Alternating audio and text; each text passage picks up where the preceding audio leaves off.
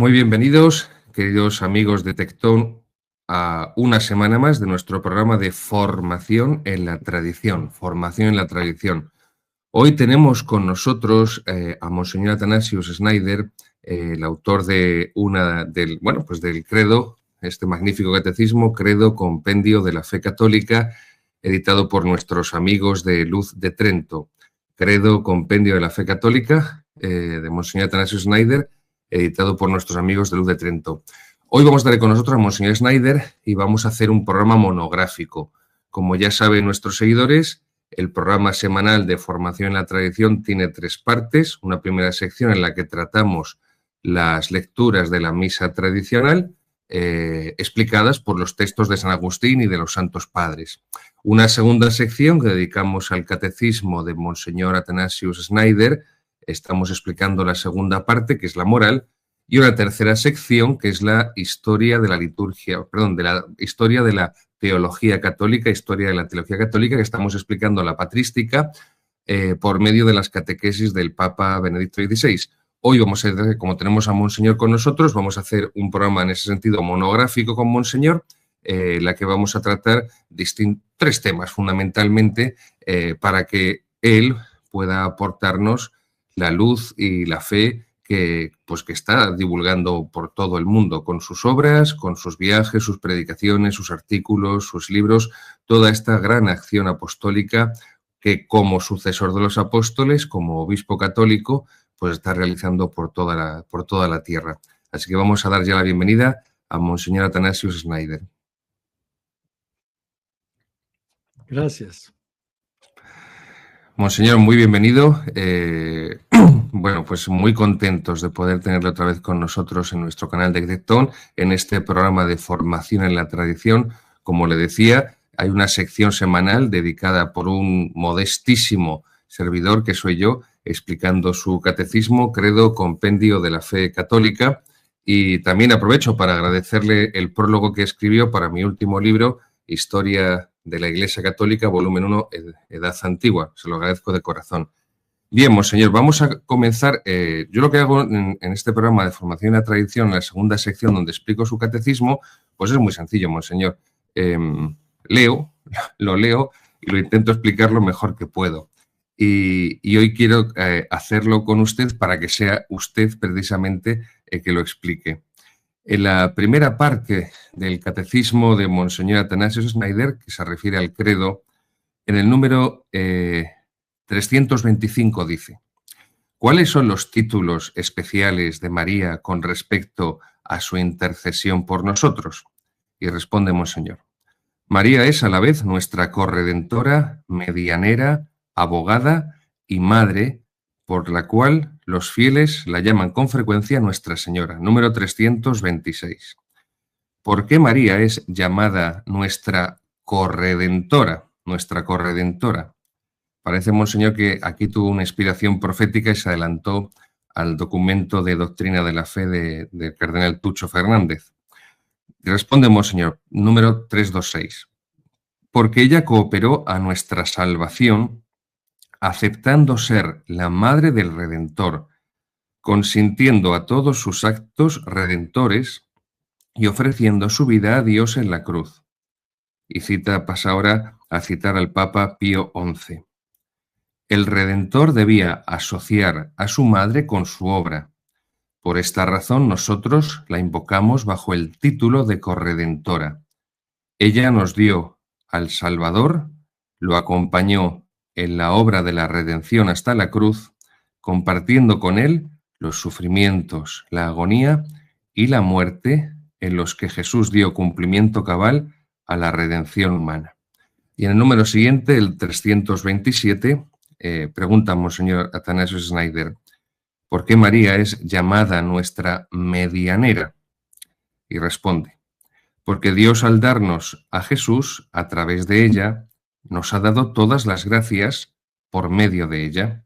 Y Monseñor pasa a citar ahora al Papa León XIII, en la encíclica Auditricem Populi. Aquella que ha sido la cooperadora en el sacramento de la redención humana, debía ser también la cooperadora en la dispensación de las gracias derivadas de esta redención. Bien, vamos a parar aquí un momento, monseñor, para que pueda usted explicarnos estos dos últimos números de su catecismo, el 326 y el 327, y aportar también luz, porque para muchos católicos ha sido un golpe bajo, un golpe inesperado, que les ha dejado a muchos desconcertados y dolidos, pues que un organismo vaticano pues publique un documento en el cual contradice la enseñanza de siglos de la Iglesia Católica respecto al ser y a la misión de la Santísima Virgen María. Adelante, monseñor, por favor. Sí, este documento, esta nota doctrinal del Dicastero de la Fe, Doctrina de la Fe, es un texto triste perché es un texto di ruptura y esto contradice la natura de la Iglesia, perché la Iglesia, la natura de la Iglesia es la continuidad, la constancia, il magisterio perenne, sin revoluciones, sin rupturas, sin contradicciones. Y esta nota contradice al ensino del magisterio ordinario de papas por un tiempo considerable. Y también de la doctrina de los doctores de la Iglesia, que la Iglesia ha proclamado doctores exactamente por que la sua doctrina era más segura, más eclesiástica. Esta era la razón de proclamar un santo con el título doctor de la Iglesia.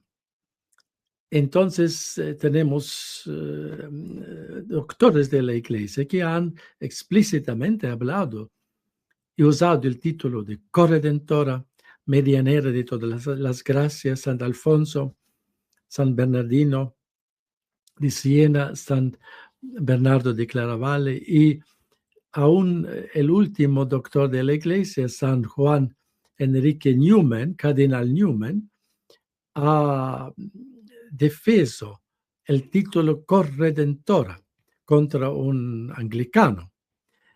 Y también San Maximilian Kolbe, Padre Pío. Entonces tenemos estas voces seguras de la tradición que ahora este documento de la nota doctrinal del cardenal Fernández, mismo aprobada por Papa León XIV, infelizmente, declaran que esto es siempre inapropiado. Esto es contrario, repito, a la tradición y la natura de la Iglesia. È una ruptura y por eso no podemos aceptar esto, porque contradice la natura de la Iglesia. Esto es un abuso del poder. No puede un papa simplemente decir ahora yo declaro que mis antecesores han guiado la gente en error o en cosas inapropiadas, siempre inapropiadas, como él dice en la nota del cardenal Fernández. Y representa una mariología minimalista y porque la doctrina de la corredención ya está presente muy de los padres de la Iglesia, de los primeros siglos, hasta el segundo siglo. San Justino, San Ireneo de León, que habló y usó estas expresiones muy claras y fuertes, que María, como nueva Eva, por su obediencia, por aceptación del plan divino de la redención, se tornó la causa de la salvación por sí misma y la causa de la salvación por todo el género humano. Una expresión fuerte. Causa salutis totius generi humani. Esto es básicamente la doctrina de la cooperación materna excepcional, como nueva Eva, como cooperación materna en la obra de la salvación, claro que operó Cristo completamente. Suficiente la obra de Cristo, non era necesario en sí la cooperación de María, mas era necesario en el senso que la voluntad de Dios, era el designio de Dios, la sabiduría de Dios, que quis esta cooperación, que podía sin María, mas quis. Y entonces, y ya el fiat, en el momento de la anunciación, ya empezó la corredención, porque el primer acto de la corredención, de la cooperación y la obra de la redención, como dicen los padres de la iglesia, empezó ya en el primer momento de la encarnación del Hijo de Dios y llegó a la culminación en el Gólgota, en el sacrificio de la cruz. Entonces, toda la vida de Jesús y María eran juntos siempre. Y quis que su madre sería siempre al su lado. Y así también en la cruz, debajo de la cruz, María ofreció y renunció todos los derechos mismo naturales de una madre. Y Dios aceptó este único sacrificio de ella también. Y junto con el sacrificio inmenso de su hijo, porque el sacrificio de Cristo era una dimensión infinita, porque era un sacrificio de una persona divina, la segunda persona de la Santísima Trinidad, mas la belleza y la sabiduría de Dios se muestra más aún, y la sua misericordia, el su amor, cuando Él, omnipotente, quiere asociar las criaturas en sus obras. Y esta obra más excelente en toda la creación era el sacrificio de Gólgota. Entonces él quis asociar su madre inmaculada, que ella preparó, que María era preredimida en tal cualidad, como preredimida en su inmaculada concepción, era capaz que ninguna otra criatura humana de cooperar en ese sentido de ser co-redentora. Co-redentora significa junto con, cum en italiano, como dice en latino, y sabemos todos el dogma fundamental de los cristianos que tenemos un único Salvador, Cristo. Este es el dogma fundamental que cada niño ya sabe en el catecismo, que Cristo es el único Salvador, Redentor del mundo, y no hay otro. Esto es claro, y no había discusiones, y por eso esta nota doctrinal no había razón de actualidad. Ellos deberían publicar en vez una otra nota doctrinal, diciendo que Cristo es el único Salvador, y todas las otras religiones no son caminos para salvación, porque Cristo es el único Salvador, Redentor, y esto sería más importante, más urgente que esta nota no había causa de confusión o de discusiones.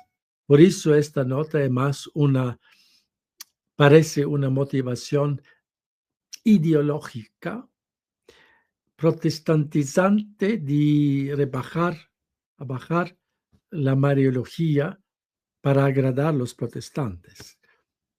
Y esto es lamentable, mas nosotros continuamos y vamos ahora aún más estudiar, leer las obras de los padres de la Iglesia, la Mariología patrística, la Mariología de los grandes doctores de la Iglesia, y leer de nuevo las encíclicas marianas, documentos marianos de los papas de los últimos 2 siglos.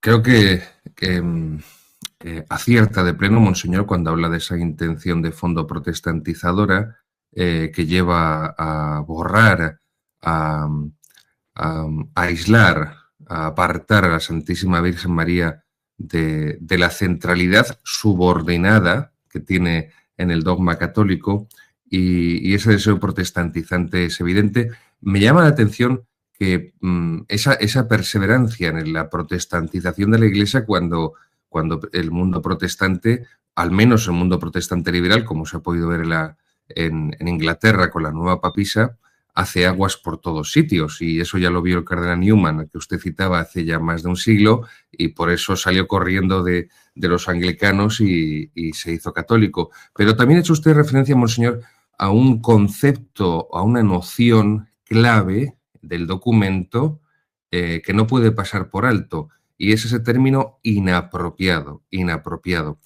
El diccionario de la Real Academia de la Lengua Española, que es, Monseñor, la referencia para los más de 550 millones de hispanohablantes de todo el mundo, el diccionario de la Real Academia de la Lengua Española, inapropiado, como sinónimos, también es inadecuado, impropio, inconveniente, inoportuno. Y cuando se refiere a esto, el cardenal Tucho Fernández, en el documento de Marras, se refiere al diálogo ecuménico. De modo que llama la atención, Monseñor, que la teología, bueno, sí, el dogma católico, la teología dogmática católica, se subordine a esa supuesta intencionalidad que no es ecuménica, que es ecumaníaca, que es distinto de ecumaníaca de ecuménica, porque es una enfermedad, eso ya, la ecumeníaca. Pero ¿por qué se empeñan, Monseñor, en esto cuando, insisto, el protestantismo está haciendo aguas, está completamente hundido, excepto precisamente los movimientos o las sectas protestantes que precisamente hacen mucho proselitismo, se enfrentan con insultos y con calumnias contra la religión católica y la Iglesia católica, y son evidentemente las que están aumentando en número y que están protestantizando toda Hispanoamérica, y ya muchos de ellos como emigran a Estados Unidos y están viendo además a toda Europa y España. Digamos que en ese sentido hay una progresión y un aumento de esas sectas protestantes, insisto, muchas de ellas que podríamos, no sé, Monseñor, definirlas como conservadoras o... luego, además, creo, y le pregunto, hay un movimiento convergente con esos grupos neopentecostalistas que hay en la propia Iglesia, que imitan, que reproducen casi de forma simiesca, como un clon, el modus operandi de los grupos pentecostales protestantes. ¿Por qué? ¿Por qué?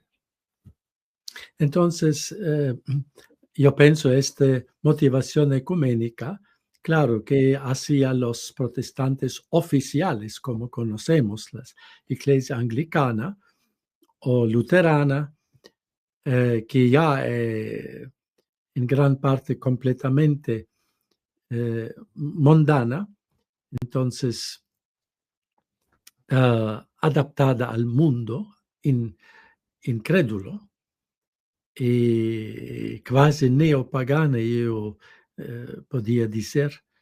La iglesia oficial anglicana es de talmente relativismo y quasi elementos de neopaganismo. También en las iglesias luteranas oficiales son todos alineados con esta agenda neopagana mundial.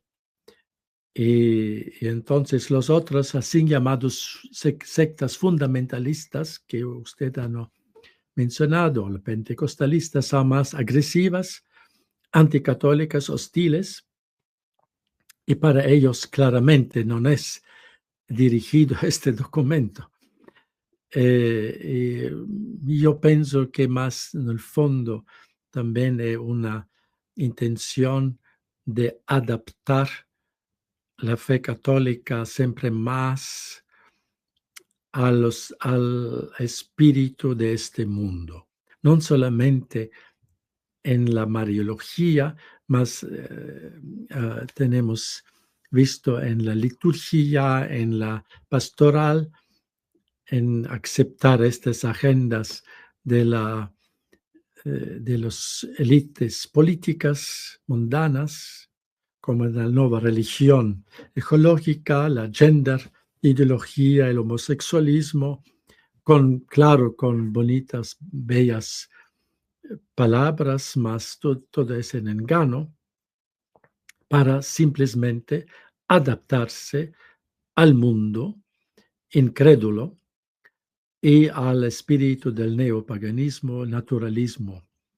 Y por eso yo pienso, debemos ver estos actos, documentos tristes de ruptura en esta visión que ya en el fondo empezó con el Vaticano II, con Papa Juan XXIII, que quiso agradar, digamos, al mundo moderno en cualquier manera, agradar al mundo para nosotros la Iglesia sea aceptada del mundo moderno, que es un mundo anticristiano, naturalista, básicamente sin fe.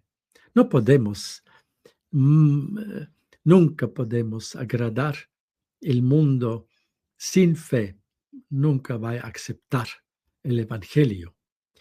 Y si queremos, hemos visto en estos 60 años o más, que empezó con Juan 23, este método errado, ambiguo, para ser aceptado de este mundo, agradar al mundo en cualquier sentido.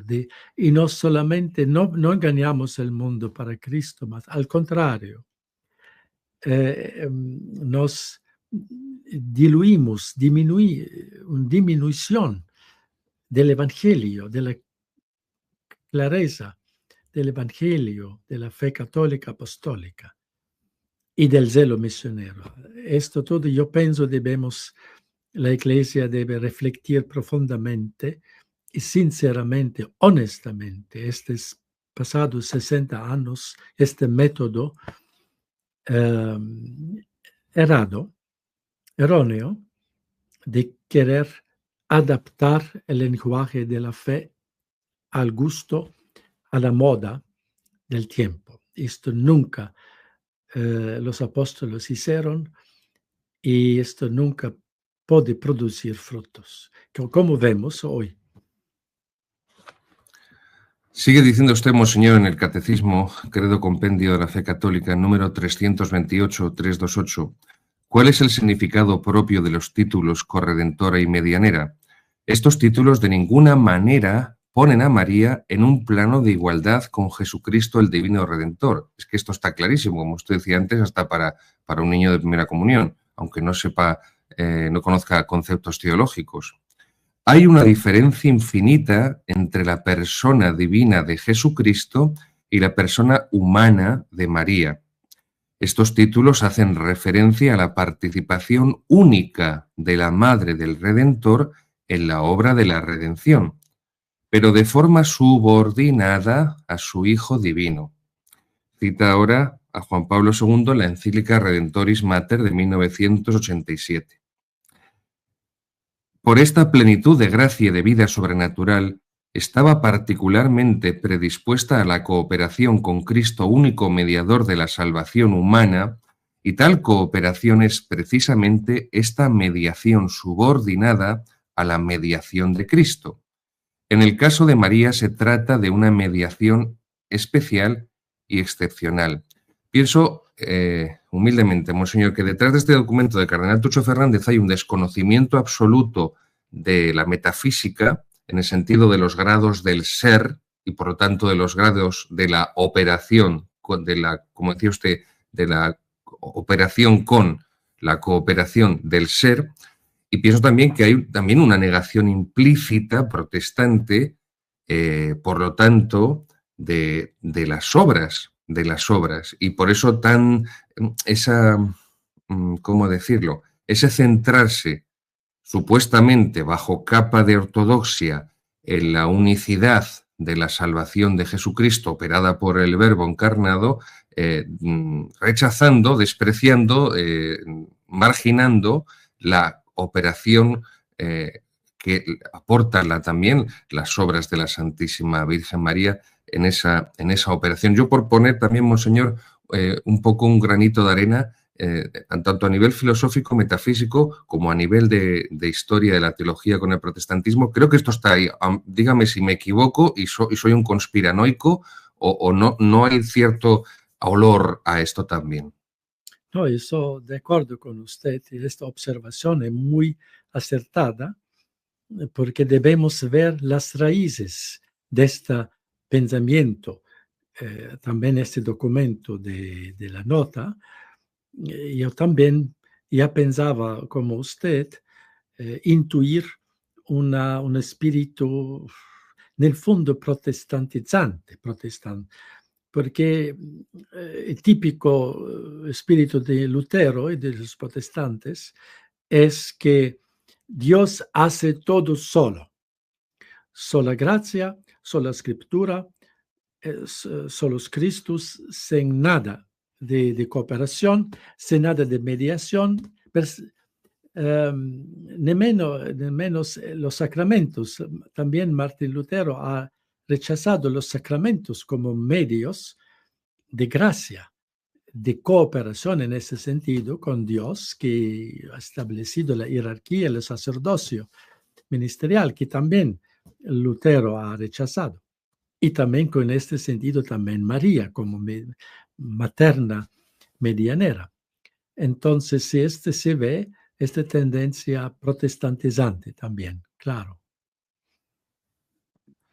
Quería pasar ahora, monseñor, a preguntarle, porque también es cada vez más llamativo que los sacerdotes que proclaman herejías son ascendidos, son consagrados obispos, son nombrados cardenales, son nombrados para puestos de gobierno importantes en la Iglesia, al frente de facultades de teología, de universidades católicas, de medios de comunicación católicos, de organismos vaticanos.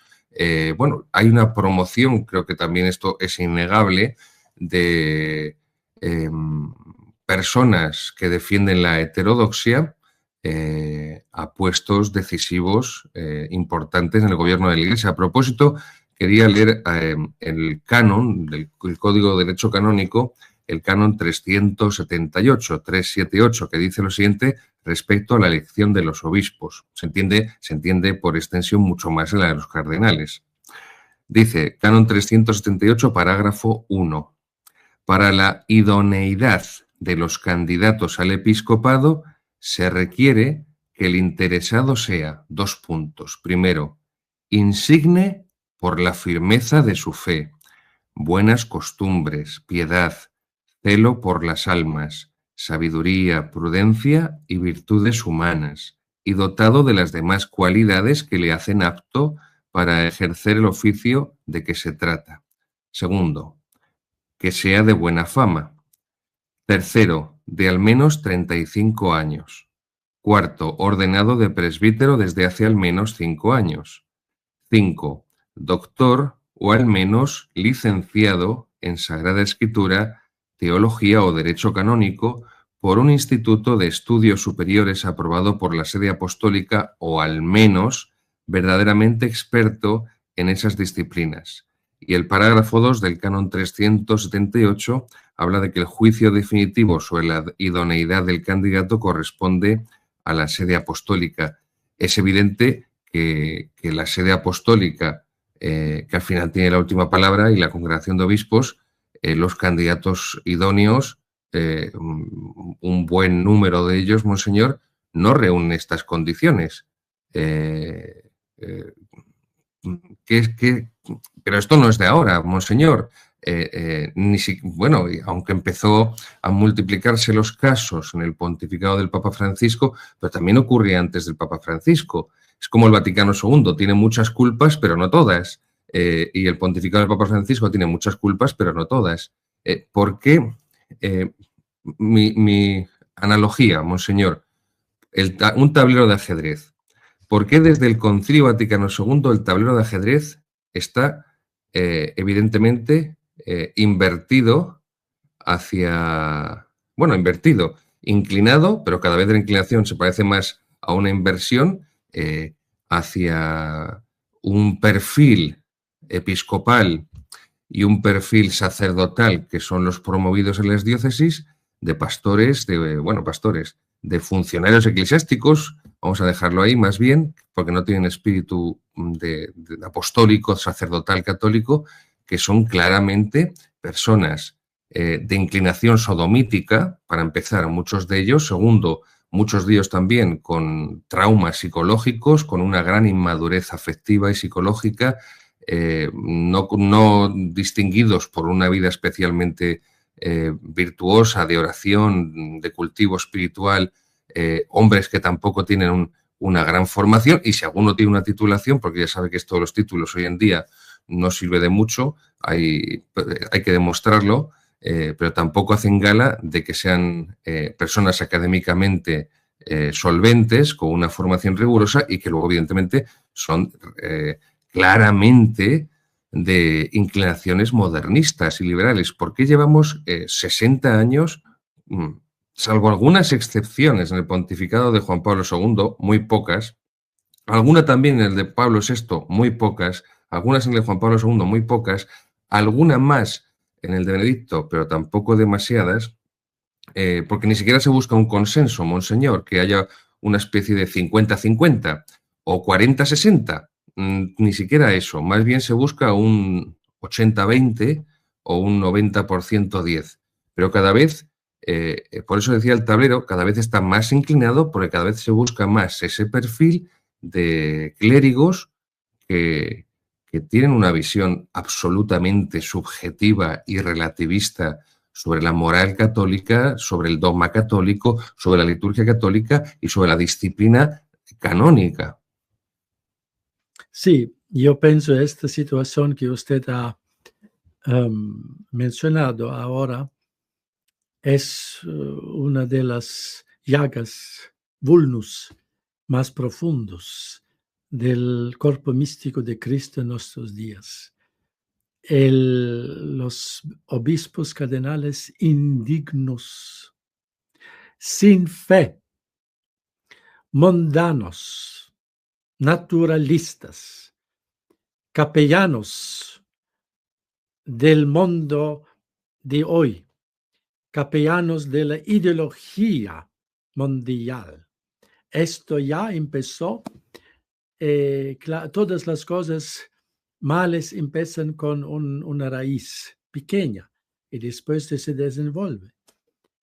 Esto empezó repito, con Juan 23, que empezó a dar una dirección de nominaciones de cardenales, candidatos, que él llamaba que son más abiertos al espíritu de hoy. ¿Qué significa eso?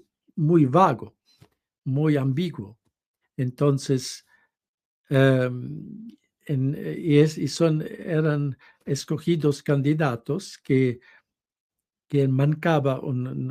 faltaba un espíritu sobrenatural. Eran más, yo diré, neopelagianos, con el espíritu naturalista, una agenda naturalista promoviendo, y con graves defectos en la visión sobrenatural de la fe y de toda realidad de la Iglesia. Y esto se aumentaba y llegó a la culminación con el Papa Francisco, que promovía heréticos evidentes, hombres sin fe, a los más altos cargos, oficios en la Iglesia. Recientemente un cardenal que estaba, uno de los últimos cardenales nombrados por Papa Francisco, ha públicamente, sin digamos, vergüenza, ha dicho que decir que hay unas religiones verdaderas y no verdaderas no se puede hablar más. No se debe más distinguir una religión verdadera y religión falsa. Esto no, todos son iguales en nuestro mundo. Un cardenal y no era advertido o punido. Esto me recuerda la situación en el cuarto siglo de la crisis ariana, cuando San Basilio el Grande, el Magno, en una sua carta escribió la situación del episcopado en aquel tiempo, diciendo que cuando más un clérigo, un sacerdote habla con impiedad, con blasfemias, tanto más él ha la chance de ser promovido en la carrera eclesiástica. Son palabras casi textuales del San Basilio Magno del cuarto siglo. Esto hoy muy similar la situación. Hace 50 años, un cardenal que se llamaba Scheper, que era el cardenal croata, mas era predecesor del cardenal Ratzinger como prefecto de la Congregación per la Doctrina de la Fe. Entonces, cardenal Scheper había dicho que respondió a una pregunta: ¿cuáles son la causa más profunda de la crisis de la Iglesia hoy, hace 50 años? Este cardenal respondió: la raíz más profunda de la crisis de la Iglesia hoy es la crisis del episcopado. Y hay razón, porque todos los enemigos de la Iglesia saben la estrategia. Entonces, poner en los puestos estratégicos hombres del espíritu mundano, del espíritu de la agenda mundial naturalista, entonces no es necesario más para los enemigos de la Iglesia hacer una guerra directa de fuera contra la Iglesia, pero ponen sus personas o los espíritus de ellos, estos clérigos, y promueven hasta las muy altas cargas. Esto nos vivimos en este tiempo, más debemos implorar a Dios una intervención que ilumine el Papa. Él reconoce esta realidad, esta raíz, esta llaga de la Iglesia, del episcopado. Y yo pienso que son dos cosas más fundamentales y más necesarias para un papa, para un sucesor de Pedro, de confirmar toda la Iglesia en la fe en manera clarísima, y después promover dignos candidatos, hombres de Dios, apostólicos, al episcopado. Esto él debe tomar tiempo, reflexión, consultación, y yo diré hasta con escrupulosidad de nombrar obispos. Mejor no nombrar dejar una diócesis muchos años sin obispo, en vez de nombrar, digamos, como se dice, un moderado, que nada. Un así llamado candidato moderado es traidor.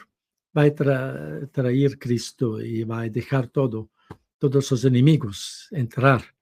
Entonces, y en el tiempo, siglos anteriores, los papas no reagieron muy rápido, mas dejaron algunas diócesis muchos años sin obispo, a veces 10 años sin obispo, 15, hasta encontrar un buen candidato seguro.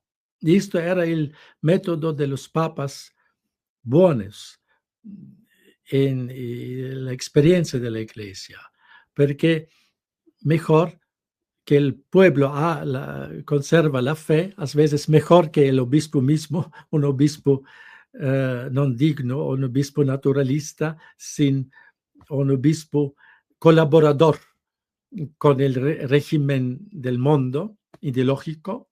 No precisamos colaboradores de las dictaduras políticas ideológicas, no. Mas hoy el episcopado es bastante lleno de colaboradores con el régimen ideológico mundial. Con su permiso, monseñor, voy a leer ahora esa epístola de San Basilio, la epístola número 92 de San Basilio a que usted se refería. No obstante, antes de leer esa epístola 92 de San Basilio, líbreme Dios, monseñor, líbreme Dios de corregirle porque yo soy el último de sus monaguillos. Me considero ni monaguillo, un simple sacristán. Pero respecto a lo que dice de esta crisis del episcopado, pienso modestísimamente, monseñor, porque me da vergüenza que parezca que le estoy corrigiendo, que habría que abarcar todo el estamento clerical, porque al final los nombramientos episcopales salen del clero. Es verdad que parece que eligen a lo peor del clero. No sé si eso es lo más representativo o no, lo peor que eligen para los nombramientos episcopales del clero. Pero esto lo hablamos muy frecuentemente, monseñor, sacerdotes, los sacerdotes, especialmente los que hemos estudiado Derecho Canónico, que la gran falla fue sustituir la meritocracia del Estado clerical tras el Vaticano II por la dedocracia. Un sistema de elección digital, una dedocracia, decimos en español, donde se obvia, donde se rechaza primero las cualidades naturales que Dios da a cada persona, en este caso a los sacerdotes concretos, y segundo, los talentos espirituales. A quien Dios da un talento no le pide 5, pero al que le da 5 tampoco le pide 1. Entonces, hay un nivel de justicia natural, de virtud cardinal de la justicia, que los nombramientos en el estamento episcopal, ya no solo para el episcopado, monseñor, sino para parroquias que son más importantes porque son más mayores y pueden llegar a más personas, puestos de formación en los seminarios, etcétera. No solo el episcopado, pero se ve, y usted lo ve mucho mejor que yo porque tiene una experiencia infinitamente más amplia que la mía por todo el mundo con sus viajes, que no se busca la selección de los mejores, ni de los más aptos, ni de los más dignos, sino que se escoge entre los más dóciles, los más tontos, perdónenme, pero tengo que decirlo así, los más tontos con avaricia, como decimos en España, tontos con avaricia, los más inútiles, que son los más dóciles, que son los que no tienen ningún concepto en la cabeza, que son más fáciles de manipular, incluso algunos con serias fallas morales, y esa degeneración, esa degradación del estamento clerical traspasada a los cargos de gobierno y después a esa promoción al episcopado a la que usted se refería, es lo que nos lleva 60 años hundiendo. Luego, estoy completamente de acuerdo con usted, monseñor, en esa selección completamente minuciosa para el episcopado, para ser sucesores de los apóstoles, pero también que hay que no sé, Como canonista, ¿debería recuperar el sistema de oposiciones, la meritocracia anterior al Vaticano II? No lo sé, monseñor, pero lo que sí es cierto es que aquel sistema era mucho más justo naturalmente, como era mucho más justo naturalmente, más objetivo, era más justo espiritualmente y había también errores, evidentemente, pero a nivel general había una promoción de hombres mucho más preparados, no solamente en lo intelectual, sino previamente en lo humano, en lo psicológico, en lo afectivo, a la hora de asumir responsabilidades, que vemos que los obispos intentan huir de sus responsabilidades por todos los modos, medios, formas y maneras, y luego, por supuesto, por ejemplo, monseñor, yo he leído mucho escritos de obispos españoles de los años 30, 40, 50 del siglo pasado, antes del Vaticano II. Los comparo con los escritos pastorales de los obispos actuales y es como si comparo el Quijote de Cervantes con un cómic de Superman o de Batman.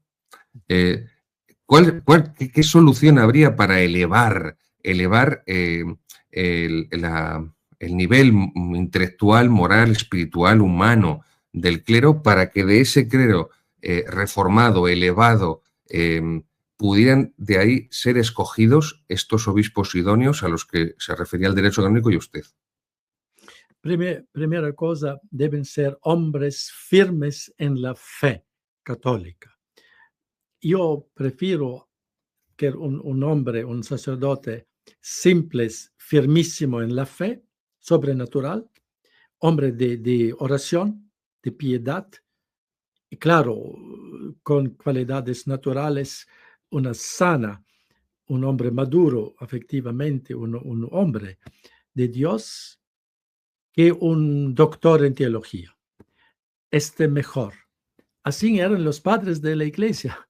Ellos no veían títulos académicos, mas eran hombres de Dios, eran hombres de la oración y, claro, de una cierta formación religiosa que sabían la Sagrada Escritura, la tradición.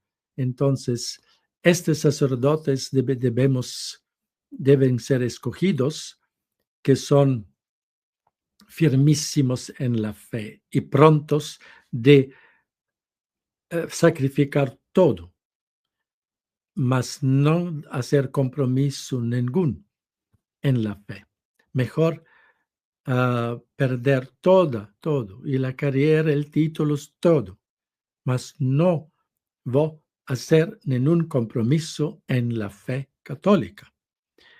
Y esta es la base, la fe sobrenatural. Un hombre sobrenaturales, lleno del celo de la salvación de las almas. Esto. Segundo, y claro, y que tener una formación buena, digamos, no precisa altísima, más buena, de la tradición, de los textos del magisterio, de los padres de la iglesia, de los buenos teólogos. Esto sería, yo pienso, tenemos sacerdotes hoy que han estas cualidades, mas son de propósito evitados, excluidos como candidatos para el episcopado. El Papa Gregorio Magno, el gran Papa Gregorio Magno, una vez, él es muy cuidadoso con el escoge de los candidatos para el episcopado. Y una vez era criticado por algunos obispos porque tanto. Y el Papa Gregorio ha dicho, sí, son candidatos buenos, mas ellos, los candidatos indignos y no buenos, son muchos a la vista de todos, mas los buenos candidatos son escondidos y debemos buscar ellos. Y quien busca, encontrará. Entonces, él le dice, Papa Gregorio dice a los obispos, vamos a buscar estos buenos candidatos escondidos y vamos a encontrarlos. Y así yo pienso debería ser el método de las nominaciones. Y claro que debemos acompañar también el pueblo con la oración y implorar a Dios que nos mande dignos pastores. Dignos pastores. Claro, obispos y después sacerdotes también. Vamos a ir concluyendo ya con el último bloque sobre el que quería conversar con usted, Monseñor. Volvemos al Código de Derecho Canónico. En el canon 751 habla respecto a la herejía y al cisma. Voy a citar antes el 750. Canon 750, parágrafo 1, dice el Código de Derecho Canónico: se ha de creer con fe divina y católica todo aquello que se contiene en la palabra de Dios escrita o transmitida por tradición. Esto que acaba de decir Monseñor Schneider. Es decir, en el único depósito de la fe encomendado a la Iglesia y que además es propuesto como revelado por Dios, ya sea por el magisterio solemne de la Iglesia, ya sea por su magisterio ordinario y universal, que se manifiesta en la común adhesión de los fieles bajo la guía del Sagrado Magisterio. Por tanto, todos están obligados a evitar cualquier doctrina contraria. Aquí hay que recordar, queridos seguidores, que el magisterio no está por encima de la palabra de Dios. El magisterio no está por encima de la palabra de Dios escrita y por encima de la palabra de Dios transmitida, que es la tradición, las dos fuentes de la divina revelación. No lo olviden. No es Sagrada Escritura y magisterio, no, es Sagrada Escritura, tradición, y ya después viene el magisterio, que no es una fuente de revelación. Aquí lo explica muy bien Monseñor Schneider en su Catecismo, Credo Compendio de la Fe Católica. En la primera parte, el magisterio de la Iglesia no es una fuente de la revelación divina. Solamente hay dos fuentes de la divina revelación: palabra de Dios escrita, Sagrada Escritura; palabra de Dios transmitida, sagrada tradición. Sigue diciendo el canon 750, parágrafo 2. Asimismo, se han de aceptar y retener firmemente todas y cada una de las cosas sobre la doctrina de la fe y las costumbres, es decir, la moral, propuestas de modo definitivo por el magisterio de la Iglesia. El documento del cardenal Tucho Fernández dice que es magisterio definitivo, en absoluto. En absoluto, como ha explicado muy bien Monseñor, son, pues eso, opiniones personales, ideológicas, pues que, bueno, pues se revisten de unas formas oficiales, pero no por eso son enseñanza oficial de la Iglesia. Sigue diciendo el canon 750, parágrafo 2. Asimismo, se han de aceptar y retener firmemente todas y cada una de las cosas sobre la doctrina de la fe y las costumbres propuestas de modo definitivo por el magisterio de la Iglesia, a saber, aquellas que son necesarias para custodiar santamente y exponer fielmente el mismo depósito de la fe. Se opone, por tanto, a la doctrina de la Iglesia Católica quien rechaza dichas proposiciones que deben retenerse en modo definitivo. Aquí entra, queridos seguidores, la ley natural, por lo tanto, el rechazo de los actos contra natura, que es la homosexualidad y el lesbianismo. Canon 751. ¿Qué queríais, Monseñor? Se llama herejía a la negación pertinaz. Esta palabra es la clave, queridos seguidores, que puede haber una negación por falta de formación, pero cuando ya es pertinaz, insistente. Se llama herejía la negación pertinaz después de recibido el bautismo de una verdad que ha de creerse con fe divina y católica, o la duda pertinaz sobre la misma. Apostasía es el rechazo total de la fe cristiana. Cisma, el rechazo de la sujeción al sumo pontífice o de la comunión con los miembros de la Iglesia a él sometidos. Bueno, esto vemos, Monseñor, llevamos 60 años viendo que esto es de broma, de broma. Pero en una de sus obras, Monseñor, y en otras intervenciones, entrevistas y artículos, en esta obra Christus Vincit, que recomiendo a todos nuestros seguidores, junto con el Catecismo Credo Compendio de la Fe Católica, pero en otras intervenciones también lo ha hecho Monseñor Schneider, usted reclamaba que es necesario, necesario, sí, es que es necesario de primera necesidad necesario en el sentido metafísico, es decir, que no puede no ser, un segundo sílabus, sería, según Romano Amerio en Iota Unum, sería el cuarto, porque el segundo sílabus habría sido la Pascendi, el tercero la Humani Generis, pues un cuarto sílabus en ese sentido sobre los errores modernos, modernistas, que han infectado el cuerpo de la Iglesia Católica. Pero recientemente también se refería usted a una reafirmación de verdades de fe y moral negadas en la actualidad de forma pertinaz, ahí sí, de forma pertinaz, continua, constante, reiterada, tipo como fue en su momento el credo del pueblo de Dios de Pablo VI de 1968, que por cierto, en la edición del Denzinger en español, no sé en otros idiomas, monseñor, en la edición del Denzinger en español no existe el credo del pueblo de Dios, no lo considera, en los editores no lo consideran un magisterio. Pienso que el año 2013, el año de la fe que convoca Benedicto XVI con esa intención de recatequizar toda la Iglesia y volver a lo esencial del núcleo de las verdades de la fe católicas, se vio truncado completamente por su dimisión o por su renuncia, por su renuncia. Pero realmente explíquenos un poco esta propuesta que usted hace, por favor. Yo considero este más urgente, más importante acto que el Papa debería hacer, porque Cristo ha dicho a Pedro, yo he rezado por ti para que tu fe no vacila. Entonces, y cuando tú serás convertido, conversus fueris, entonces confirma tus hermanos en la fe. Esto es la primera tarea del Papa. Y hoy más que nunca es necesario, urgente.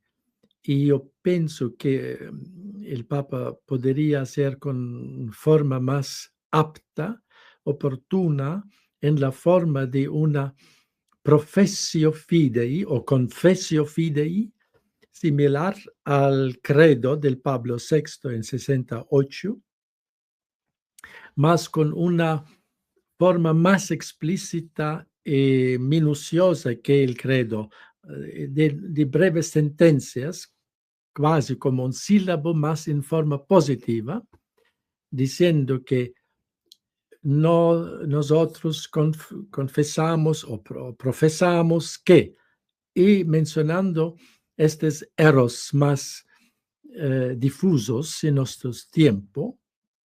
Yo, antes de morir Papa Francisco, yo podía aún hablar con él en enero, 3 meses antes de su muerte. Él me ha recibido en audiencia privada y yo hablé con Papa Francisco y yo dio a él un texto que yo he redigido, donde yo hizo una propuesta de esta profesión de fe, y con una formulación concreta. Yo he formulado 30 verdades breves para una profesión de fe, más claro que Papa Francisco ya era tan enfermo que no podía hacer, o no, y por eso si yo podré encontrar Papa León, y yo también lo diré a él de hacer esto, y yo podía proponer a él modestamente, fraternamente, porque yo soy también miembro del magisterio como obispo. Esto es mi acto fraterno de ayuda al Papa, claro, de proponer a él un texto y especificar, identificar los errores más difusos. Y yo he identificado más o menos 30, más con una formulación precisa, minuciosa, breve, positiva. Nos acreditamos que tal, etc. Y al fin debería también publicar una sanción, porque sin una sanción, una profesión de fe como era de Pablo VI, no había un efecto tan di efficienza, perché Papa Paolo VI non había hecho una sanción y debía hacer una profesión de fe con una sanción, por ejemplo, diciendo que, por ejemplo, cada cardenal, cada obispo está obligado de proferir esta profesión de fe con la mano sul Evangelio diante del nuncio apostolico o del legato pontificio, y si no habla, perderá el su oficio. Entonces, y después cada sacerdote y diácono antes de la ordenación sacerdotal debe proferir este professio fidei. Entonces debería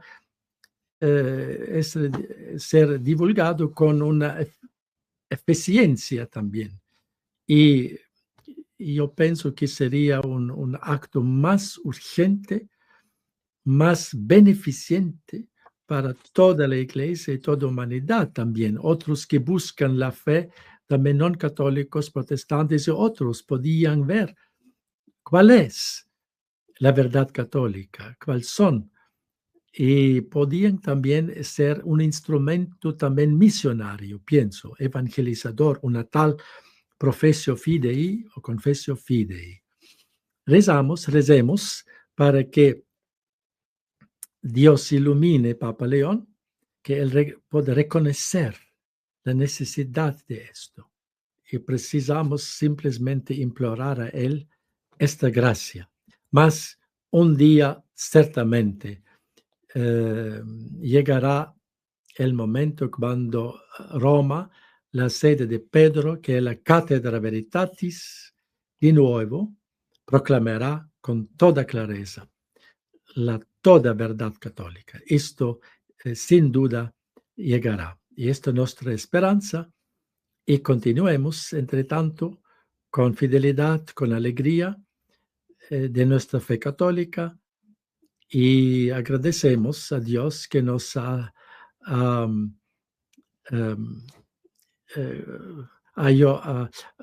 que nos ha dado esta posibilidad de contribuir con nuestra, en este tiempo difícil, con amor a la Iglesia, a Dios, algo que podemos hacer para la Iglesia también, que cuando debemos sufrir, todo ofrecemos a través de las manos de la Corredentora, a través de las manos de la medianera de todas las gracias, junto con María, para edificar el cuerpo místico de Cristo.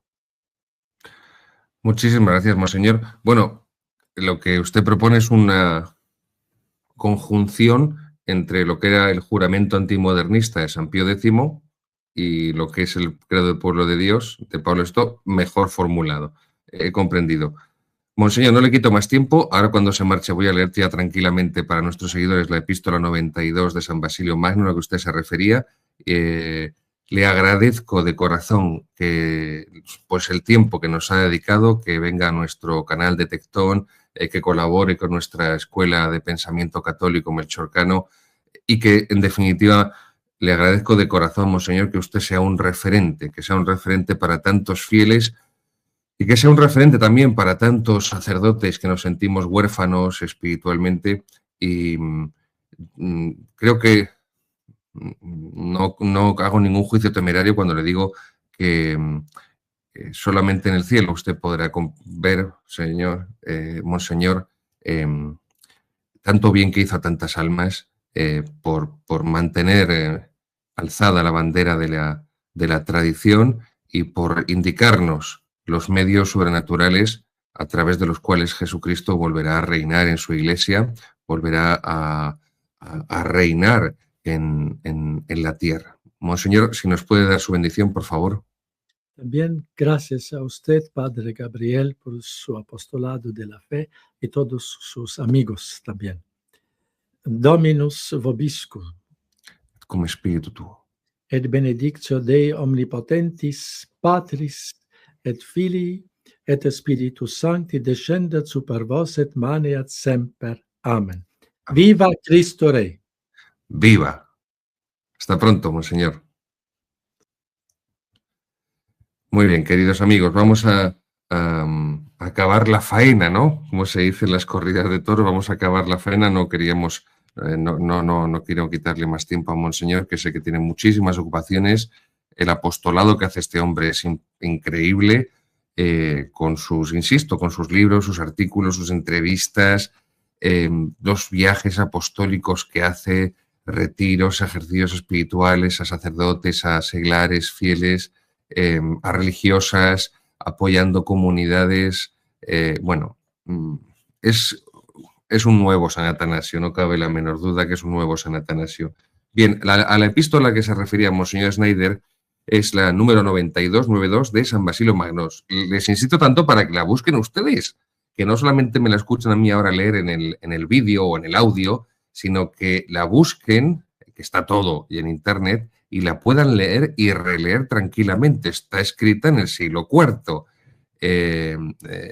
pero reproduce perfectamente la situación actual, con el agravante actual de que, yo siempre lo digo, los arrianos del siglo IV no eran sodomitas ni prosodomitas, que sí que vemos que los arrianos del siglo XXI sí son sodomitas y prosodomitas, es decir, no solamente niegan la revelación divina, que es lo que hacían los arrianos, negar que Jesucristo es Dios y por lo tanto negar la Santísima Trinidad, sino que además niegan la ley natural, el derecho natural. Niegan la revelación divina, el derecho divino por arriba, y por abajo niegan también el derecho natural, consecuencia de negar previamente la ley natural. Dice así San Basilio Magno: las doctrinas de la verdadera religión están derrocadas.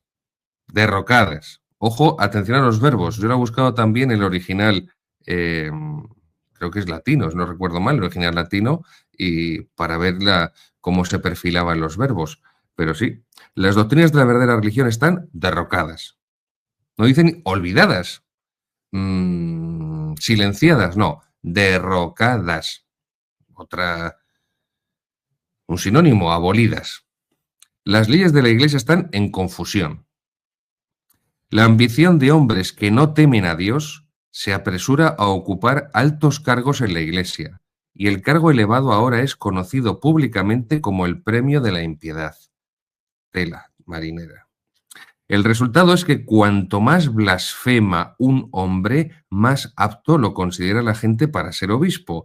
La dignidad clerical es cosa del pasado. Hay una completa falta de hombres que pastoreen el rebaño del Señor con conocimiento. Los eclesiásticos en autoridad tienen miedo a hablar, ya que aquellos que han alcanzado el poder por interés humano son esclavos de aquellos a quienes deben su avance. Esto es la conferencia emasculada antiespañola. La fe es incierta. Las almas están empapadas en la ignorancia porque los adulteradores de la palabra imitan la verdad. Las bocas de los verdaderos creyentes están mudas, mientras que cada lengua blasfema ondea libremente punto y coma. Las cosas sagradas son pisoteadas. Nada sinodal, San Basilio Magno, nada sinodal, nada moderno, nada ecuménico. Por eso, precisamente, San Basilio Magno.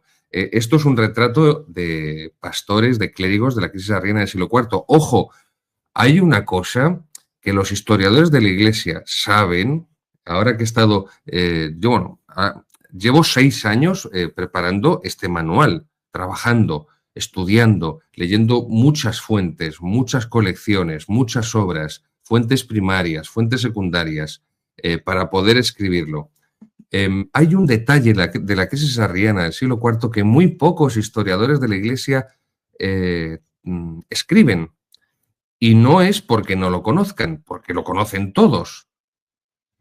En la crisis arriana pesó mucho el dinero, la economía, porque ya Constantino, el emperador Constantino, había empezado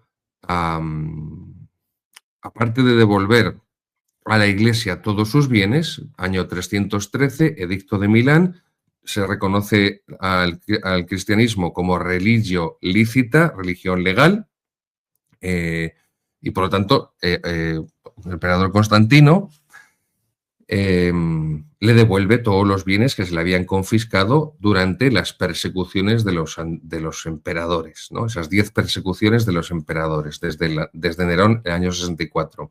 Pero es cierto que solamente se le otorga a la Iglesia estatus legal, no hay declaración oficial ni mucho menos. Cuando llega el edicto de Milán, queridos seguidores, y se legaliza el cristianismo, todos los historiadores de la Iglesia vienen a coincidir en que no llegaría como mucho más que al 20% el número de los cristianos en todo el Imperio Romano, tanto el occidental como el oriental, aunque todavía, pero bueno, como mucho el 20%.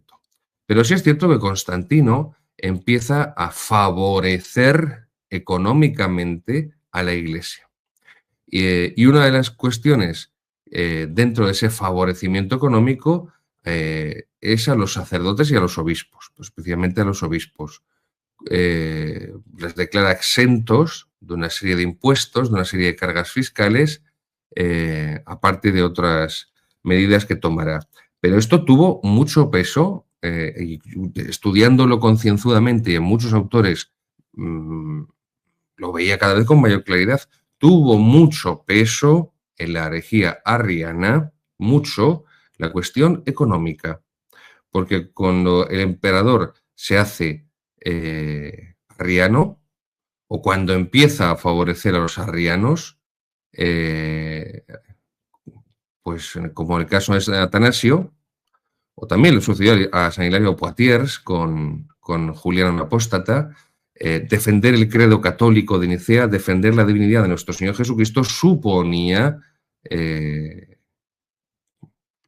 pues en caso de Juliano, la condena a las minas, que eso era morir en vida, y por supuesto el exilio, el destierro. Eso significaba perder todos tus bienes, porque al exilio te ibas con lo opuesto, nada más. De modo que las palabras de Jesucristo en el Evangelio, no podéis servir a Dios y al dinero, se vuelven a repetir en la historia, insisto, porque esto es muy importante para comprender. No somos marxistas, no somos materialistas comunistas que explicamos todo solo reduciéndolo a la economía, pero sí es cierto que esto fue un factor de la crisis arriana del siglo IV, después de leer esta carta de San Basilio Mano a la que nos hacía referencia Monseñor Atanasio Schneider, que el dinero jugó un factor muy importante. Entonces, cuando hoy en día vemos los episcopados cómo reciben millones de dinero de entidades anticristianas y de estados anticristianos, porque son abortistas, son estados abortistas, favorecen, promueven, implantan el aborto, la eutanasia, la ideología de género, la transexualidad, favorecen la inmigración afromusulmana para sustituir la población europea por la población afromusulmana, cuando los europeos, los occidentales, prefieren tener perros antes que tener hijos, y con esa sustitución de la población se producirá la sustitución de la cultura occidental de antigua raíz cristiana y, por lo tanto, la sustitución de la religión que formó Occidente, Europa, que fue precisamente lo que los españoles llevamos a América, llevamos Europa, llevamos Occidente a América, y por eso se occidentalizó América, porque se civilizó América, porque se elevó América, y por eso, y todo eso fue el fruto de la evangelización. Evangelización y civilización siempre fueron juntas en la historia del cristianismo. Pues esto es un detalle no menor, ¿no?, respecto a esa crisis arriana. Es decir, vemos que la Iglesia más protestantizada, más liberal y masónica, naturalista, formada por pastores sin fe católica, muchos sodomitas, vemos que es la alemana, que es una de las más ricas del planeta. No es casualidad, pero esto, tengamos en cuenta estos detalles, tanto a nivel histórico como a nivel económico, filosófico, cultural, porque nos aportan luz de cara a una comprensión también teológica, porque son factores, en definitiva, que se fundamentan en el pecado original, que es un gran dogma de fe y que nos ayuda a comprender pues esa inclinación, ese fomes peccati, esa inclinación del hombre al mal, esa inclinación del hombre al pecado, que también está en los obispos, en los cardenales, en los papas, por supuesto en los sacerdotes, las religiosas, en todo, y también en los que no son cristianos. Es que esto se olvida, en los que no son cristianos también hay pecado original. Y ahí está la concupiscencia también para los que no son cristianos. Y si hay concupiscencia para quienes hemos recibido el sacramento del bautismo y disponemos del sacramento de la confesión para que Dios, viendo nuestro arrepentimiento, perdone nuestros pecados, imagínense para las personas que rechazan los sacramentos, que rechazan la fe católica del perdón de Cristo Redentor en la cruz, pues si no son ahí más fuertes, valga la redundancia, las fuerzas que les inclinan hacia el mal. Esto no es ninguna tontería. Concluyo con un clásico de la teología, el Manual de Teología Dogmática de Ludwig Ott. Ludwig Ott, una obra de los años 50, un clásico. Esto es lo que se estudiaba en los seminarios antes del Vaticano II. Yo, gracias a un profesor de Toledo, Eduardo Vadillo, pues la descubrí, un gran catedrático de teología católica, tomista, don Eduardo Vadillo Romero, al que admiro profundamente. Les ruego, por favor, que busquen sus obras, que busquen los vídeos que él hace explicando la teología, merecen la pena. Pues este manual de teología católica de Ludwig Ott, un clásico de la teología dogmática tradicional, cuando habla de la función mediadora de la Virgen María, pues resume lo siguiente, dice Ott. La fe católica siempre ha manifestado que María es mediadora de todas las gracias. Una cosa buena que ha tenido el documento del Tucho, que aparte de escribir 2 libros de porno gay, ahora nos da lecciones de mariología, no me voy a cansar de decir esto, aunque me corten la lengua o me entierren vivo, un señor que ha escrito 2 libros de porno gay carece de autoridad moral para decirnos nada sobre la Santísima Virgen María. Pero bueno, vamos a seguir, que no me quiero calentar. Pero ahí están todas las citas y gracias al documento del Tucho, pues es un tema, como ha dicho Monseñor Schneider, pues que ha captado la atención y que para defender a la fe católica, para defender la Iglesia católica, el dogma católico, por supuesto, para defender el misterio de los misterios de fe de la Santísima Virgen María, para defender a nuestra Santísima Madre, pues este documento infame del Tucho ha servido para esta reacción. Pues como siempre las herejías, y lo dice el mismo San Pablo, las herejías han colaborado como Dios permite el mal para sacar un bien mayor, y para los que aman a Dios todo les sirve para el bien, Romanos 8:28, pues ha servido para que seamos conscientes de nuestro deber de defender a nuestra Santísima Madre de los ataques que recibe en el propio interior de la Iglesia por parte de obispos, cardenales, heréticos y sodomíticos, y para que también seamos conscientes de que un elemento importantísimo de contención, de resistencia católica contrarrevolucionaria contra el protestantismo, contra la revolución moderna, liberal, modernista, naturalista, es la Santísima Virgen María. Ella es nuestro baluarte, ella es nuestra defensa, ella es nuestra trinchera. Pues bien, dice Ott al respecto de la mediación de todas las gracias, sobre la Santísima Virgen María como mediadora de todas las gracias, dice que cumple las condiciones, la Virgen cumple las condiciones propias de un mediador. Es decir, la Virgen mediadora de todas las gracias, nuestra Santísima Madre Inmaculada, cumple las condiciones propias de un mediador. Es decir, la de ser un medio que conviene en algo a las partes a unir y que al mismo tiempo difiere de ellas. La Santísima Virgen es un medio co-redentora, opera con, es un medio porque el fin es Jesucristo. El fin es Jesucristo.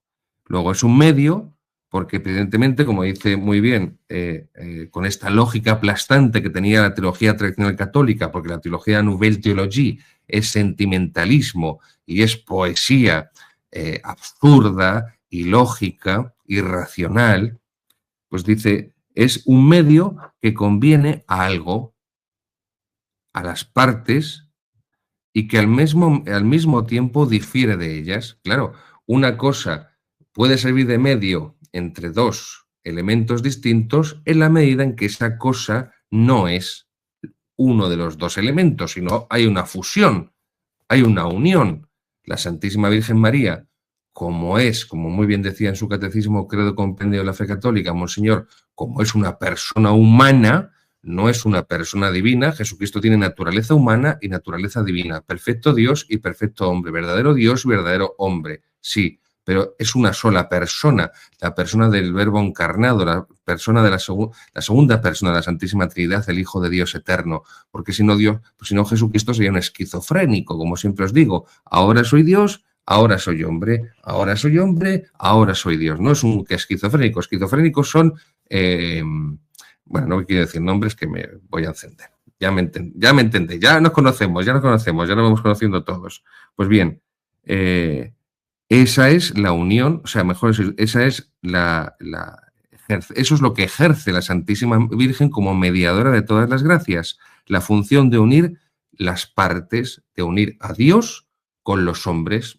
Es como si la Virgen Santísima hiciera de pontífice, pontis faciens, la que hace de puente entre Dios y los hombres. Y por eso la Santísima San Bernardo, doctor de la Iglesia, en uno de sus sermones, designa a la Virgen como acueducto de todas las gracias. Los sermones litúrgicos de San Bernardo, una maravilla. Os lo recomiendo a todos. Son una maravilla.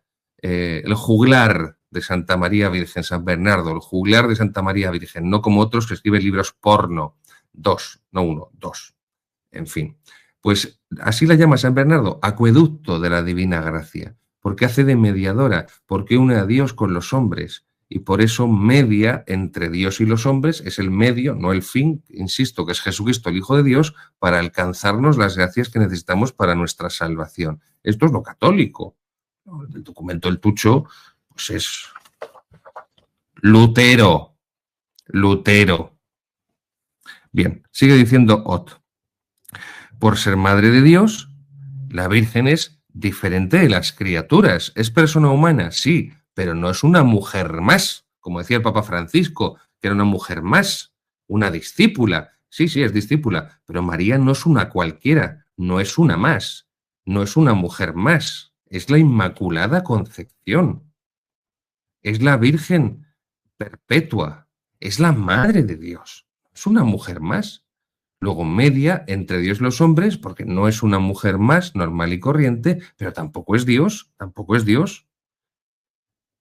Y además la mediación de la Santísima Virgen es una mediación moral, porque a través de su fiat, hágase en mí según tu palabra, fiat mi secundum verbum tuum, Lucas 1, 30, 31, hizo posible la encarnación del Hijo de Dios para redimir, para salvar al género humano, muriendo por nosotros en la cruz, que es algo que al protestantismo, a la teología protestante, le hace ponerse como la niña del exorcista. Pues sí, Jesucristo nos redimió en la cruz, con su sangre preciosísima, y por eso el sentido de esa gran devoción católica que es el Via Crucis. Claro, Jesucristo nos salvó con sus obras, con lo que los protestantes niegan que nos salvemos. No somos Dios, por supuesto. Esto en la teología moderna se piensa que el hombre es Dios, como los neoplatónicos, Porfirio, Plotino, Jámblico. No somos Dios, no somos dioses ni diosecillos. Nos salva la gracia divina. Juan 15, 5, sin mí no podéis hacer nada. Nos salva Jesucristo a través de la gracia. Pero nosotros tenemos que cooperar. Y cooperamos con nuestra fe y nuestras obras. Cooperamos con nuestra fe y con nuestras obras. Bien.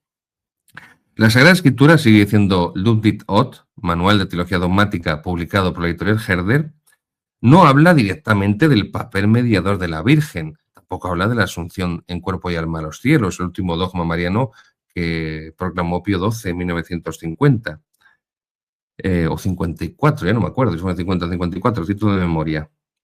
La Iglesia siempre vio esta función a través de los relatos de la vida de Jesús. El anuncio del ángel a la Santísima Virgen María y en el que ella acepta los planes de Dios con su hágase en mí según tu palabra. Primero. Segundo, la visita de la Santísima Virgen María a Santa Isabel, Cristo en el seno de su madre, santifica a Juan Bautista que estaba en el seno de Isabel. Santifica a través del seno de María, desde el seno de María. El cristiano, como dice San Luis María Grignion de Montfort en el Tratado de la verdadera devoción a la Santísima Virgen María, se cristifica, se santifica, se asemeja a Cristo, imita a Jesucristo y así alcanza la santidad en el seno de María, en el molde, en el mismo molde que se formó el corazón de Jesús, que no es otro que el Inmaculado Corazón de María. La Santísima Virgen, junto a su esposo San José, le presentan al Hijo de Dios en el templo. Cuando Juan Pablo II escribe la encíclica, que también se le recomiendo, Redemptoris Custos, el custodio del Redentor, habla que del mismo modo que una pareja comienza el género humano, Adán y Eva, con otra pareja va a comenzar la redención, la salvación del género humano que es San José y la Santísima Virgen María. Cuarto, la Virgen contribuye a la realización del primer milagro de Cristo en Caná. No tienen vino. Ahí está la intercesión, ahí está la mediación. Es la Madre de Dios la que mueve a su Hijo a realizar el primer milagro. Lo dice San Juan, capítulo 2 del Evangelio de San Juan. 5. La Virgen ofrece a su Hijo al Padre en el Calvario. Juan, capítulo 19. Y 6. La Santísima Virgen reza, ora con la Iglesia, con los apóstoles en Pentecostés. Esto es la mediación mariana de la Santísima Virgen María. ¿No se ha proclamado el dogma todavía? Bueno, pues fíjense cuánto tuvo que tardar el dogma de la Inmaculada Concepción. Pero esto está clarísimo que es de fe católica y que un pobre... En fin, es que no quiero insultar, pero es que en cuanto me viene a la mente me pongo, en fin, incontrolable. Ya me conocen. La tradición y los padres de la Iglesia hablan de esa mediación, de esa corredención de la Santísima Virgen como Madre de Jesucristo, en cuanto Madre de Jesucristo, Hijo de Dios, que así contribuye de modo definitivo a la salvación de los hombres por medio de su Hijo. Por medio de su Hijo intercede ella. Desde el inicio del cristianismo, los padres de la Iglesia establecen ese paralelismo a Adán y Eva como causa de nuestra perdición, de nuestra condenación, y ese otro binomio, Cristo-María, como causa de nuestra salvación. A esto también se refiere Monseñor Atanasio Schneider en su catecismo, no lo he leído, pero está aquí en la pregunta siguiente, número 329. ¿Están basados estos dos títulos de corredentora y medianera en el paralelismo establecido por los padres de la Iglesia entre Eva y la Virgen María? Y dice Monseñor Schneider, sí.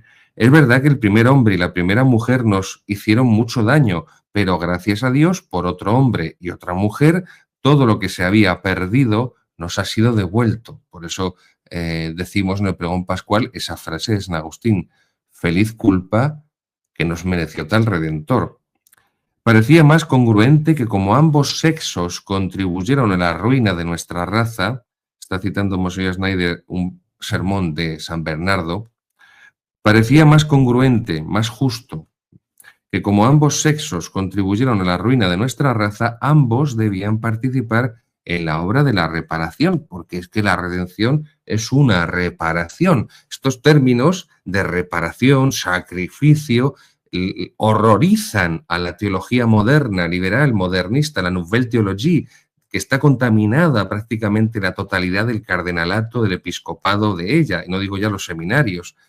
Hasta en Toledo a mí me daban también esta Nouvelle Théologie. Menos mal que había algún profesor que me dio a Santo Tomás y descubrí a Santo Tomás, y además no solamente me lo descubrió, sino que me entusiasmó con Santo Tomás, y desde entonces empecé a estudiar a Santo Tomás y la filosofía de Santo Tomás y la teología de Santo Tomás y los padres de la Iglesia, como decía Monseñor Schneider, San Agustín, San Juan Crisóstomo, San Justino, bueno, tantos padres de la Iglesia. Concluyo. El Papa Pío IX, en la bula con la que proclama la Inmaculada Concepción de la Santísima Virgen, recuerden, en 1854, utiliza el título de mediadora, de medianera. León XIII también lo hace en su encíclica Divinum Illud Munus sobre el Espíritu Santo, que tendremos un día que hacer un programa sobre ella porque estos pentecostalistas protestantes que tiene ahora la Iglesia, que están de moda, surgiendo como setas después de la lluvia, pues parece que han descubierto ellos el Espíritu Santo y que el resto de la Iglesia Católica somos tontos desde hace no sé cuántos siglos y no sabíamos nada del Espíritu Santo hasta que han venido estos nuevos pentecostalistas protestantes que se dicen que son católicos y son los que nos han descubierto el Espíritu Santo, los dones del Espíritu Santo, los 7 sagrados dones del Espíritu Santo, los frutos del Espíritu Santo a los que hace referencia San Pablo. Bueno, no teníamos ni idea del Espíritu Santo hasta que no llegaron ellos a iluminarnos y a ilustrarnos. Dice, por último, Ludwig Ott, Manual de Teología Dogmática, el Papa Benedicto XV, recuerden, el Papa anterior a Pío XI, instituye la fiesta de la mediación universal de la Santísima Virgen María para toda la Iglesia. Pero claro, como era la liturgia antigua, que la liturgia del Vaticano II es maravillosa, fabulosa, pues ya no existe esa fiesta. Los papas posteriores a Benedicto XV, Pío XI y Pío XII utilizaron comúnmente este apelativo al hablar de la función de la Virgen María. Fijaros, hasta el Vaticano II, incluso el Vaticano II, que como es protestantizante, como decíamos en Schneider, como busca agradar al mundo moderno, que es de raíz protestante, el mundo moderno es de raíz protestante, pues por eso la Santísima Virgen en el Vaticano II fue, pues como ha dicho Monseñor, es que esto es así. Una teología mariana, una mariología minimalista, lo menos posible, lo menos posible, lo menos posible. Porque como los protestantes no soportan a la Virgen, pues nosotros vamos a ser lo más moderaditos posible, ¿no? Moderaditos. El Concilio Vaticano II, como consecuencia de una fuerte polémica entre los teólogos de la mariología, los mariólogos, sobre la conveniencia o no de usar este título mariano y también el de corredentora, así como la oportunidad de elevar esta verdad a la categoría de dogma, no quiso entrar directamente en la polémica. El motivo principal que se aducía era el ecuménico, el ecumaníaco, hay que decir, el ecumaníaco. Esto no es de Ott, esto es de Iota Unum, ya les hablé otro día de Iota Unum y de Romano Amerio, esa obra. Al final la doctrina mariana quedó reducida a un capítulo en la Constitución Lumen Gentium sobre la Iglesia Católica, sobre la Iglesia. No hay un documento para la Virgen, hay un documento para los medios de comunicación de los años 60, cuando se hizo el concilio, periódicos de papel, radios y la televisión en blanco y negro. Hay un documento sobre los medios de comunicación de los años 60, pero no hay un documento único, especial, exclusivo para la Santísima Virgen María. Queridos míos, eso dice mucho, ¿eh? Eso dice mucho. Bueno, evita directamente Lumen Gentium, en el capítulo, creo que es el 8, no recuerdo mal, pero hablo de memoria, cuando habla de la Virgen, evita usar los títulos a los que antes nos hemos referido, corredentora, medianera de todas las gracias, reduciendo el papel de la Virgen a una intervención genérica, general, en la historia de la salvación. Bueno, pues es que uno de los, ya digo, insisto, no tiene la culpa de todo el Vaticano II, pero sí mucha, igual que el Papa Francisco, no tiene la culpa de todo, pero sí mucha. Pero también digo, tiene muchos méritos el Papa Francisco porque a muchos por fin les ha hecho caerse del caballo de Damasco. Muchos, gracias al Papa Francisco, por fin han abierto los ojos. Los que se han negado, porque hay una voluntad firme, los que se han negado a abrir los ojos también con Francisco, pues ya no hay peor ciego que el que no quiere ver. Es así de sencillo. La mediación de la Santísima Virgen tiene un doble momento, cooperando a la obra de su Hijo,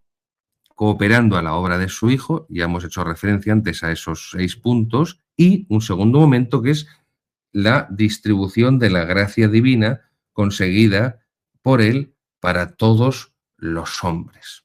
Bueno,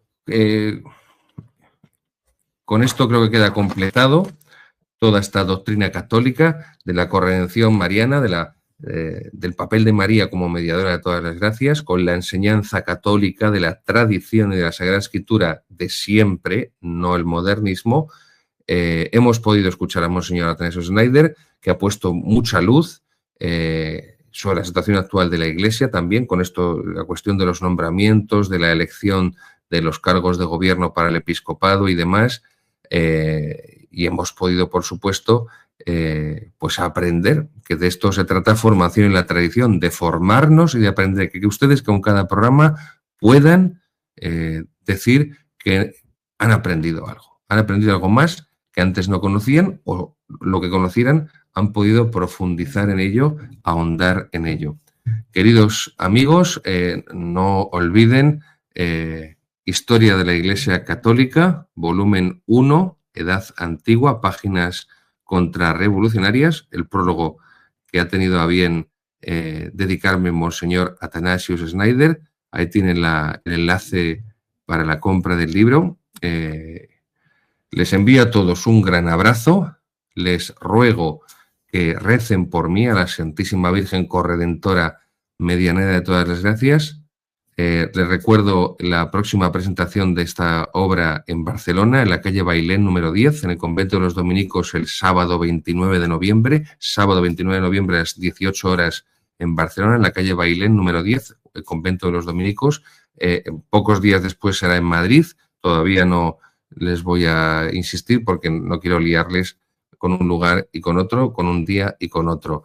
Que sepan que me encomiendo, por supuesto, a sus oraciones, que cuento con ellas, que sé que hay muchas personas rezando por mí, que soy un pobre pecador y soy un pobre hombre. Esto es así, y les agradezco y lo siento y noto que hay mucha gente rezando por mí, se lo agradezco de corazón. Agradezco también a todas las personas que me piden, que me encargan misas para que pueda interceder por ellos, por sus familiares, vivos, difuntos, amigos, en acción de gracias.